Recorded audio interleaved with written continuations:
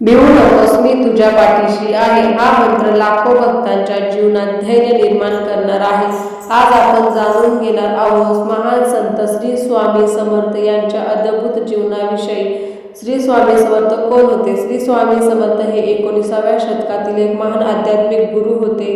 ते दत्त संप्रदायातील अवतार मानले जातात. ते संपूर्ण भारतभर फिरले आणि शेवटी महाराष्ट्रातील अक्कलकोट येथे स्थायिक झाले. त्यांचे खरे नाव नृसिंहभान असे सांगितले जाते. स्वामी समर्थांनी हिमालयापासून दक्षिण भारतापर्यंत अनेक ठिकाणी भ्रमण केले. त्यांनी लोकांना आध्यात्मिक भक्ती आणि आत्मज्ञानाचा मार्ग दाखवला. अनेकांच्या दुःखातून त्यांची मुक्ती करून दिली. त्यांच्या चमत्काराच्या कथा आजही भक्तांमध्ये प्रसिद्ध आहेत.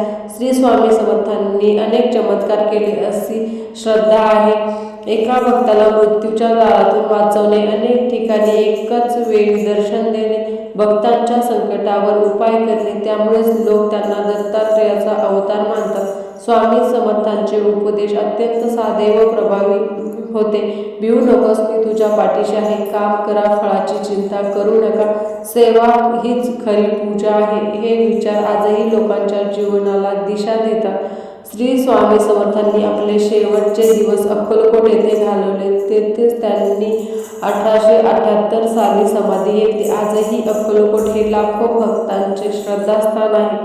स्वामी समर्थ सांगतात, श्रद्धा ठेवा, संयम ठेवा, देवावर विश्वास ठेवा, कारण जो माझ्यावर विश्वास ठेवतो त्याला मी कधीच सोडत नाही. जर तुम्हीही स्वामी समर्थांचे भक्त असाल तर कमेंटमध्ये श्री स्वामी समर्थ नक्की लिहा.